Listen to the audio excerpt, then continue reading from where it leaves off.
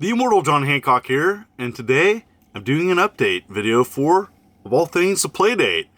And I've owned one, and I haven't done a video in a few years, and I wanted to go back and look at what does the Playdate offer? Has my opinion changed? Where is it today, 3 years later after its release? You know, the Playdate is really the craft beer of handhelds. You know, it's very different. You know, it's got a, black and white screen. It's very independent, offered by Panic. And so I thought I'd go back and reflect and show some of its new offerings, show some sideload games, and give you my thoughts. So sit back, relax. Here we go. Little, yellow, different. The Playdate is just a fun handheld, offering a very artsy and creative experience. It's not really trying to be like anything else. It's trying to be truly an independent handheld system that offers a wide variety of independent game releases. While Season 1 came with the purchase of the handheld, I think that's awesome. Season 2 costs $39, which I did purchase, and I wanted to show the games, and they're going to be released a little bit at a time, a few games a week. Pretty excited about that. And 3 games are unlocked right now. Dig Dino, and I'm going to show you gameplay of these. And I like how they get unlocked. It's like little packages that open up. Fulcrum Defender being probably my favorite so far of the 3, and then truly bizarre Blippo Plus.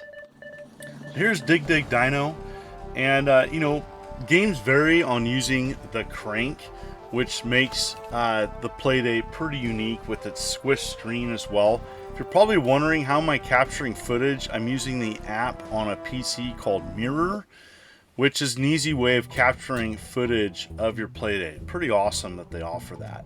And so, yeah, Dig Dino, you go around excavating, you have so much money, and the goal is to uncover new bones. I like it, it's okay. Is this something I'm going to go back and revisit? I think it's all right. I'm glad I'm supporting independent publishers making games for the Playdate. As you know what, you're going to get a wide variety of games when you purchase Season 2. Fulcrum Defender is kind of more my jam. This is more of an arcade style game in which you're taking on enemies and you're using the crank to rotate and target enemies. I like it. I like it a lot, actually. This is a pretty fun game, and this is definitely the strength of the Playdate games. You know, it's that bite-sized gameplay experience for me. Not having a lot of time to play games, this is perfect for me. This, to me, is kind of a good example of the types of Playdate games that I like. And you know what? There's so many different types of games on the Playdate. It's not just one type of game. There's a varied experience, even though it's a black and white screen. You know what? And people might have issues with that. Now, Blippo Plus is truly bizarre. It's like kind of channel surfing of in the 90s, and so it's just kind of more of an experience than anything. I really thought this was strange. I don't know if it's something that I would want to go play all the time or experience, but definitely it's funny. It definitely shows the creative side of what they're trying to do with the Playdate, and this truly makes it stand out to be different. And definitely Blippo Plus is definitely something that for me makes it pretty unique.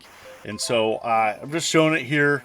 It's pretty much channel surfing of the 90s. I don't know how to even explain it, but I definitely enjoyed experiencing it. I don't know if I go back and play it a ton or experience it a ton, but I did like that it was included in Season 2. As it's $40 for 12 plus games. I think that's not a bad idea, and well worth it for me. Happy to support some independent developers, and this one truly stands out as bizarre. So yeah, that's what you get with the Playdate, though. It's not trying to be anything else. For pros and cons, for people looking for more of a standard experience, you may want to go with the Steam Deck. You may want to go with the Switch. But if you go on itch.io, which I think is a strength of the Playdate, there's hundreds of games. There's hundreds of games. You just type in Playdate and you can find all sorts of stuff on itch.io, which I think is a great platform, by the way. I have offered my own digital games on the platform, and I'm grateful for it. So Extras, this is just a puzzle game, and again, you can sideload these and choose the price if you want to donate a few bucks to some independent developers, or you can just download it. So anyways, this is just a kind of a quick puzzle experience, dexterity, you name it. But I'm glad to check this out, because I think it shows what the Playdate is capable of and the different experiences. This one was awesome. There was a developer that made a few Game & Watch style games, and I thought that was awesome, and they play great. So if you're looking for kind of that Game & Watch experience, you may want to check that out. Just want to let you know, I also published my own game, Game Panic, on the Atari 2600 as an homage to Game & Watch style games done by Gematronic. So anyways, Night Raid definitely is a very cool kind of like Atlantis style game, and I really liked this game. This is well done, and essentially you got to take on enemies, and you use the control pad to determine where the floodlight is pretty much pointing into the sky, and you have an artillery cannon that you have to adjust with a crank. This was well done. I really enjoyed this one. Definitely going to go back and play that more. Wing Squadron is kind of like an indie Star Fox. It does warning flashing lights ahead. Just want to give people a heads up on that if you have seizure issues. But yeah, so Wing Squadron definitely shows the capabilities that the Playdate can do 3D. There's also some first-person shooters on the Playdate and some 3D style games.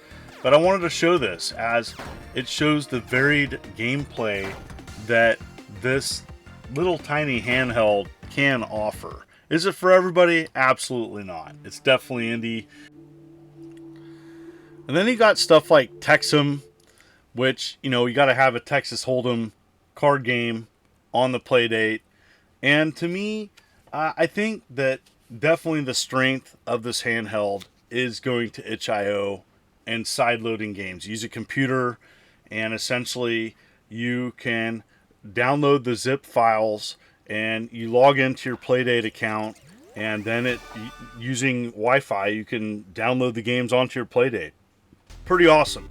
For people that don't have a PC, you can go the route of catalog, which is directly connected on the Playdate itself, and check out games that way. It's more selective. What you're seeing here is a Metroidvania style game, Overseer. Well done. I don't know how long it is, but this is probably a good example of a high quality game on the Playdate. It is capable of some fantastic gaming. So then you have weird stuff like this, the Mega Man demo, just showing, hey, these types of games could be done on the Playdate. Someone just did a demo. And anyways, it's really interesting to see all the varied types of games on itch.io, and many of them are free. Some of them have a fixed price, but many of them it's free to download. You can choose to chip a few bucks towards the developer. Your experience is going to vary, and there's so many different types of games on there. You're just going to have to check it out. I mean, I spent hours doing this video, just checking out the different games on itch.io, just dedicated to the Playdate. And Gunboat Willie, pretty funny, just shooter that someone made. Thought that was pretty awesome. That these are the types of experiences that you're gonna get. And there's lots of other artistic and indie games for the Playdate. These are just a few that caught my interest, or something I thought was interesting.